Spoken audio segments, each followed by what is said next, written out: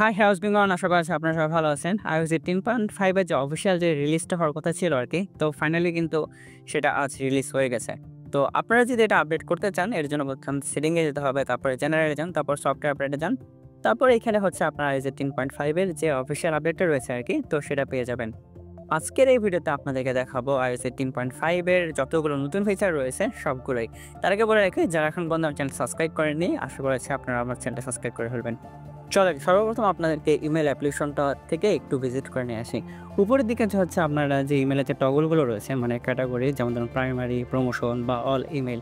তো এখন থেকে আপনারা হচ্ছে ডান দিকে একটু খেয়াল করেন, ছোটো যে অংশটা রয়েছে আর কি, সেখান থেকে হচ্ছে ইন্ডিকেট করে যে হচ্ছে আপনাদের যে এখানে ইমেলের যে অপশনগুলো রয়েছে বা টগলগুলো রয়েছে সেগুলো কিন্তু একেবারে শেষ হয়ে যায়নি। মানে এটা ইন্ডিকেট করে যে হচ্ছে সেদিকেও কিন্তু আসলে আপনাদের যে টগলগুলো রয়েছে সেগুলো কিন্তু রয়েছে।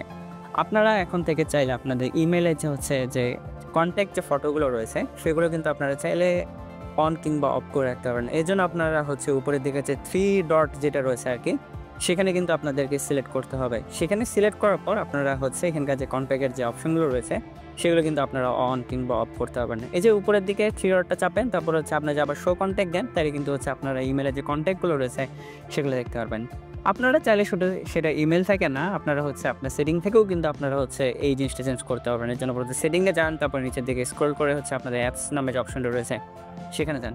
সেখানে যাওয়ার পর আপনারা এখানে মেইল নামে যে হচ্ছে অ্যাপ্লিকেশনটা রয়েছে আর কি, সেখানে যেতে হবে। সেখানে যাওয়ার পরেই হচ্ছে আপনারা এই জিনিসটা করতে পারবেন। যেমন ধরুন এখান থেকে সেটিংয়ে গেলাম, তারপর অল অ্যাপসে গেলাম, তারপর মেইল নামে যে অপশনটা রয়েছে সেখানে গেলাম। সেখানে যাওয়ার পরে হচ্ছে আপনাদের এই যে শো কন্ট্যাক্ট ফটো নামে যে অপশনটা রয়েছে সেখান থেকে যে আমি অন অফ করে দিই, তাহলে কিন্তু আপনারা সরাসরি দেখতে পাবেন আপনাদের যে ইমেল যে অ্যাপ্লিকেশনটা রয়েছে সেখানেও কিন্তু আসলে আপনাদের কন্ট্যাক্টটা দেখাবে কি দেখাবে না সেটাও কিন্তু আপনারা এখান থেকে পরিবর্তন করতে পারবেন। যেমন ধরেন এখানে আপাতত হচ্ছে শো কন্ট্যাক্ট ফটোটা আমি অন করে রাখলাম, এখন কিন্তু আপনারা কন্ট্যাক্ট ফটোটা দেখতে পাচ্ছেন। আমি যে সেটাকে অফ করে দিয়ে যদি আমি ইমেল অ্যাপ্লিকেশনে সুইচ করি, তাহলে দেখতে পাচ্ছেন যে এখানকার যে কন্ট্যাক্ট ফটোগুলো রয়েছে সেগুলো কিন্তু এখানে আর দেখাচ্ছে না। তো আপনার চাইলেও হচ্ছে ইমেল থেকেও করতে পারবেন কিংবা সেটিং থেকেও এর পরিবর্তনটা আনতে পারবেন। এর পরবর্তী যেটা রয়েছে সেটা হচ্ছে অ্যাপেল কেয়ারের যে ইন্টারফেসটা রয়েছে সেখানেও কিন্তু বেশ কিছু পরিবর্তন আপনারা লক্ষ্য করতে পারবেন। এর জন্য প্রথমে আপনারা জেনারেলে যান, তারপর এখানে হচ্ছে আপনাদের অ্যাপেল কেয়ারের ওয়ারেন্টি নামে যে অপশনটা রয়েছে সেখানে যান।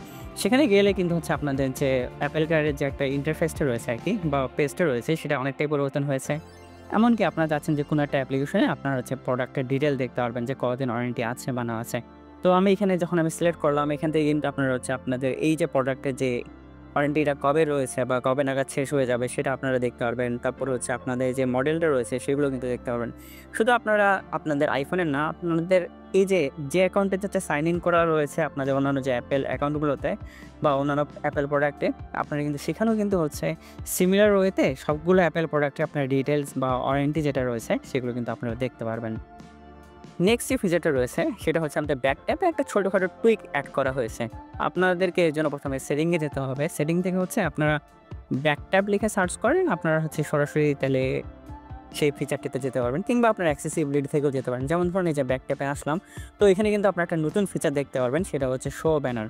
তো শো ব্যানারটা অন করলে হয় কি, আপনারা যখন কোনো একটা ব্যাক ট্যাবের শর্টকাটে যাচ্ছেন তো সেখানে হচ্ছে ওই ব্যাক ট্যাবের হচ্ছে কোন পারফরমেন্সটা তারা এখানে করেছিল সেটা কিন্তু আসলে এখানে দেখায়। এর জন্য যেমন ধরুন আমি ডাবল ট্যাপে গেলাম, ডাবল ট্যাপ থেকে এখানে হচ্ছে একটা শর্টকাট, যেমন ধরুন যে স্ক্রিনশটের যে শর্টকাটটা রয়েছে আর কি, তো সেটা আমি এখানে সিলেক্ট করে রাখলাম।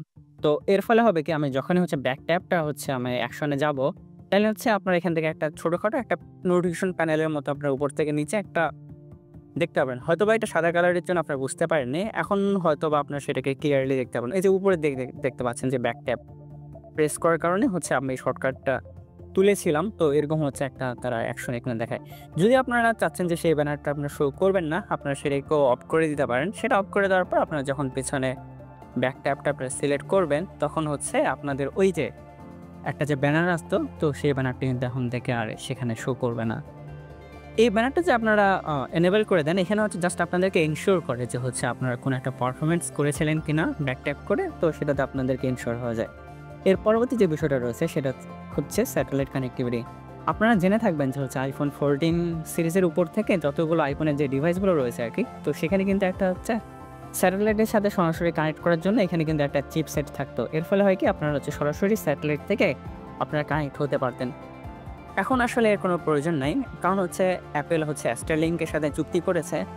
এখানে এখন থেকে হচ্ছে আপনাদের যদি iPhone XS যদি হয় আপনার সেখান থেকে হচ্ছে আপনারা যদি কোনো এমার্জেন্সি সিচুয়েশনে আপনার যে ফোনে নেটওয়ার্কে কানেকশন না থাকে তাহলে আপনারা সরাসরি আপনাদের এই যে iOS 18.5 এর যে আপডেটটা রয়েছে সেটা দিয়ে কিন্তু আপনারা কানেক্ট হয়ে যেতে পারবেন।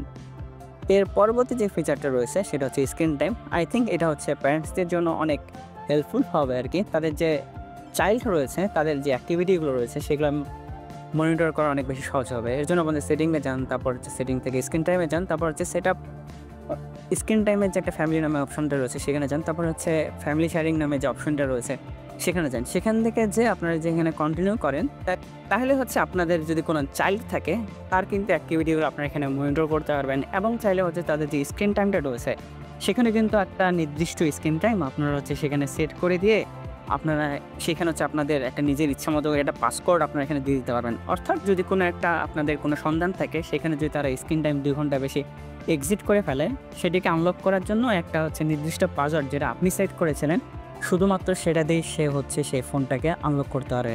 এই জিনিসটা হচ্ছে স্ক্রিন টাইম নিয়ন্ত্রণের জন্য বেশ হেল্পফুল হবে। এর পরবর্তী যে নতুন ফিচারটা রয়েছে সেটা হচ্ছে ওয়ালপেপারে আপনার যে সেটিংয়ে যান, সেটিং থেকে হচ্ছে আপনাদেরকে আপনাদের যে ওয়ালপেপার নামে যে অপশনটা রয়েছে সেখানে যান, তারপরে হচ্ছে অ্যাড নিউ ওয়ালপেপারে যান। এখানে গেলে হচ্ছে প্রাইডের একটা নতুন ওয়ালপেপার তারা হচ্ছে অনেক দিন পরে তারা সংযোজন করেছে। iOS 18 পর হচ্ছে প্রথম এই কোনো আপডেট যেখানে হচ্ছে তারা একটা নতুন ওয়ালপেপার তারা অ্যাড করেছে আর কি। তো এটা হচ্ছে একটু রেইনবো কালারের। তারপর হচ্ছে উপরের দিকে যে আপনার ক্লকটা রয়েছে সেখানে যান। সেখানে গেলে আপনারা দেখতে পাবেন যে হচ্ছে এখানকার যে ফন্ট ফ্যামিলিগুলো রয়েছে সেখানে কিন্তু আপনার পূর্ণ স্বাধীনতা পাচ্ছেন না। অর্থাৎ এই যে ওয়ালপেপারটা আপনারা ইউজ করতেছেন সেখানে হচ্ছে নির্দিষ্ট কিছু ফন্টে আপনারা এই ওয়ালপেপারটা আপনারা ইউজ করতে পারবেন। এছাড়াও হচ্ছে এখানকার যে ফন্ট কালারগুলো রয়েছে সেগুলো তো আপনারা চেঞ্জ করতে পারবেন, তবে হচ্ছে সব প্রকার ফন্ট এই যে ওয়ালপেপারটা রয়েছে সেখানে আপনারা ইউজ করতে পারবেন না। এখন চলেন দেখে আসি এর পারফরমেন্সের কী অবস্থা।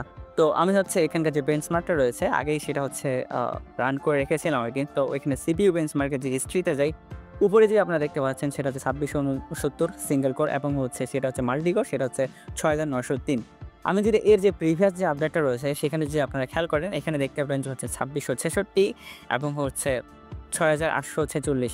অর্থাৎ হচ্ছে এই যে আপডেটটা রয়েছে এখানে হচ্ছে আপনাদের সিপিইউর যে পারফরমেন্সটা রয়েছে সেটা কিন্তু আসলে স্লাইটলি একটু বৃদ্ধি পেয়েছে। তো এখন কথা হলো এখানকার যে নতুন যে আপডেটটা রয়েছে iOS 18.5 এটিকে আপনারা আপডেট করবেন কি করবেন না। আমার রিকমেন্ডেশন থাকবে আপনারা হচ্ছে এই যে অফিসিয়াল যে স্টেবল আপডেটটা রয়েছে আর কি, তো সেটা কিন্তু আপনারা আপডেট করে রাখতে পারেন। কারণ হচ্ছে এটা বেশ কিছু ইটারেশনের মাধ্যমে এটাকে অনেক বেশি রিফাইন করা হয়েছে। এছাড়াও আপনারা দেখতে পাচ্ছেন যে এর যে CPU বেঞ্চমার্কটা সেটা কিন্তু আগের থেকে একটু বেশি বেটার হয়েছে।